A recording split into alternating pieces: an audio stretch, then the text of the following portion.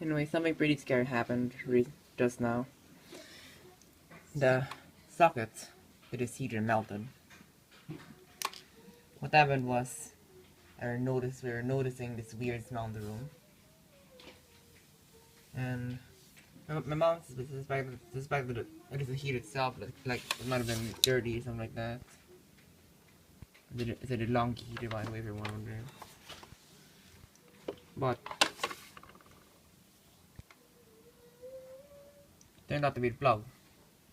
The socket. And I think it won't even plug in anymore because it's the melted plastic. So we can't even test to see if it's breakers or something like that. Anyways, this is fused, by the way, if you're wondering. We do have circuit breakers, but it might just be not. They might just be not good enough. Here's the heat itself.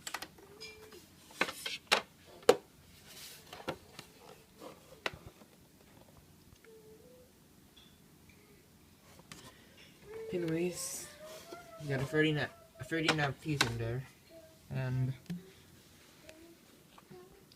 we still don't know what caused this to happen. It's pretty scary. I mean, that's for sure.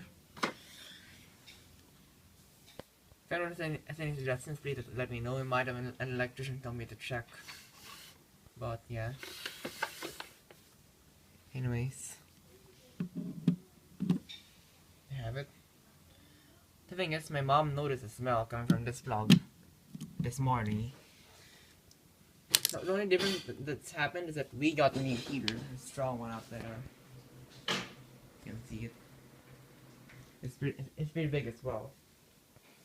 So that might explain it. Maybe this and that other heater in the same circuit, and that might also be in the same circuit. Who knows? I don't know over there.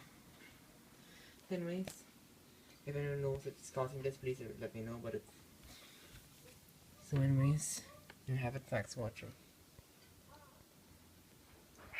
Let's show you more info on the plug so you can see.